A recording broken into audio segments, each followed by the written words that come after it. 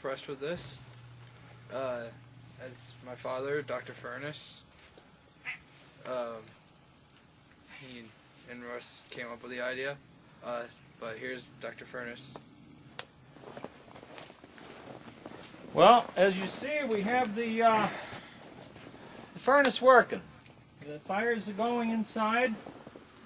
We've got two of the air pipes open for the air to go up through. The inside here, the smoke goes out up through two outlets right there.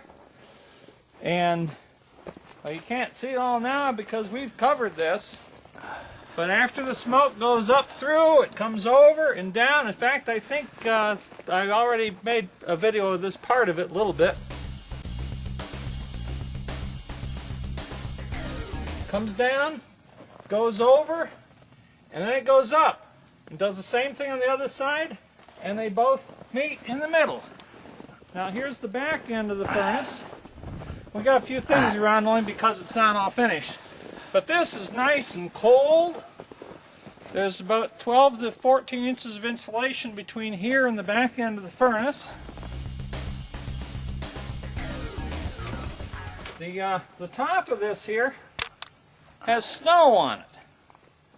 It's not melting at all, and the heat comes out the top and there's almost no smoke. It's pretty clear. And it's heating the whole house and it's producing hot water.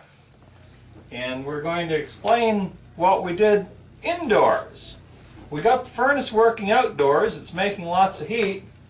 So we got pipes that come in. We put a big huge round pipe outdoors through the ground. It's plastic, it's big, and we've got it set up so that we can put a ventilation duct on it eventually so we can blow air through the furnace and have the air come back in.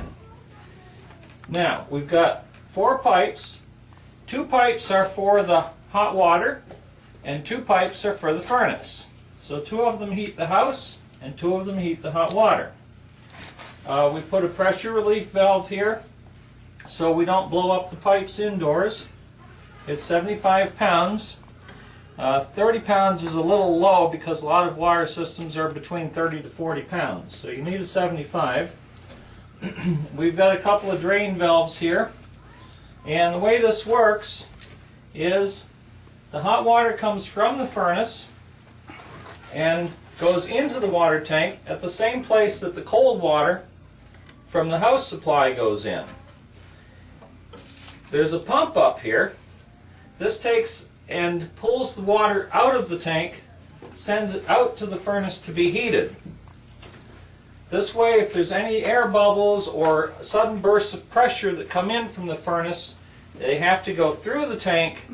That way you don't get hot spots going out into the hot water for the house that might cause people to get burned or something. And this just keeps the water going in a circle through the tank all the time. Now the other interesting thing we did with this is, and we'll show you over here, is we took the switch for the hot water tank and we turned it off.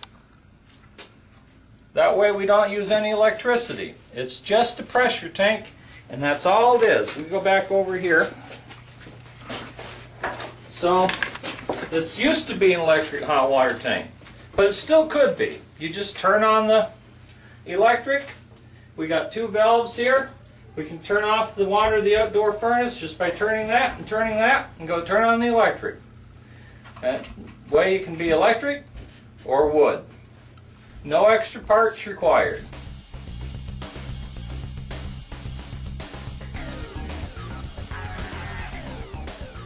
I thought I'd show you these pipes. This is 3/4 inch PEX, and this comes from where the hot water heater area is, where the heat comes in the building. And these pipes carry the heat to the heating system for the house. Now, one pipe is hotter than the other. This one's hotter, this one's a little cooler. So this is the water going out to the wood furnace, and this is the water coming back from the wood furnace, heading into the house. Now we'll go over and look at the furnace area. This is the furnace that used to heat this whole house. Right now it's been turned off. we got it set up so we can push a couple things and start it back up. But for right now, we're using it as a water tank. It's storing extra hot water that comes in from the furnace outdoors. Now, let me show you how we got this thing hooked up. Here's the how it's hooked up. This is the PEX from the wood furnace. The hot water is coming in from the furnace, comes into the system here. We've got a valve that prevents it from going backwards to make it go one direction. We've got a drain here for when we want to take all the water out of the system. It comes in. We have an emergency shut-off valve here if we want to take and unhook the wood furnace from the system. And it comes in and it goes right in towards the furnace. You can see the airflow, or water flow direction by the arrows. And it goes in the furnace the way it normally does. Uses the, old or whatever furnace for just a water tank. Comes back out, runs to the house. Now, there's a valve that we put here that controls the water flow. So the water can still only go that direction, and it can't go in a circle from the system. We have a valve here that we put in so that we can stop the flow from the house. This forces the water from the house to go out to the wood furnace and then come back in. So this is kind of like a logic system here. Some of you may understand this completely, but I'm trying to explain it as simply as I can for everybody. So your water comes from the house here, goes out to the wood furnace, it's been stopped by this valve, heads out, comes back in, and then goes right on its merry way. And we use the existing circulator pump that's in the furnace system to circulate the water. So we didn't have to put in an extra circulator pump. We decided we'd check one more issue here, power savings. Looking at the label in this furnace, this uses about 300 watts when it's running. I got to look in behind, so it's kind of hard to get it with the camera here. But anyways, we're not using that 300 watts anymore because we just don't have it turned on. Now, let's go over to the hot water heater. This water heater here, I've already looked at the tags in it. It's got a 2500 watt element in here, 2500 watt element in here. Total of 5,000 watts. Because it's not turned on anymore, the only electricity we're using is this, which uses about 3/4 of an amp, which calculates out to somewhere around 75 to 80 watts. So it's like running an 80 watt light bulb all day, and that's all you got to pay to get your hot water out of the wood furnace. I guess that's enough indoors for now.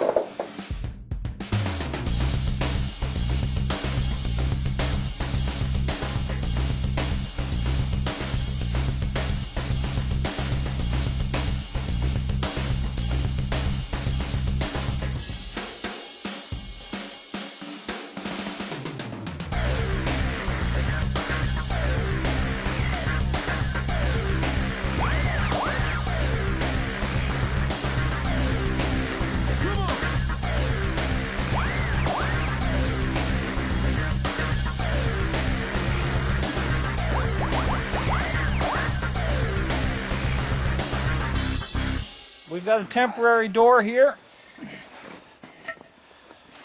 and this thing just goes right up and goes on to close it. We'll be doing something more permanent later on, but we just put the door right in very carefully here. There we go, and there we go. Make heat all night now. We'll do a different door later. We just needed to get this going for the winter. Wiwaf.com. Wind, wireless, and furnaces. And it's spelled WIWAF.com. Hope to see you there. Meanwhile, there's a nice sunset over there if you want to capture it real quick. The last of the heat for the day.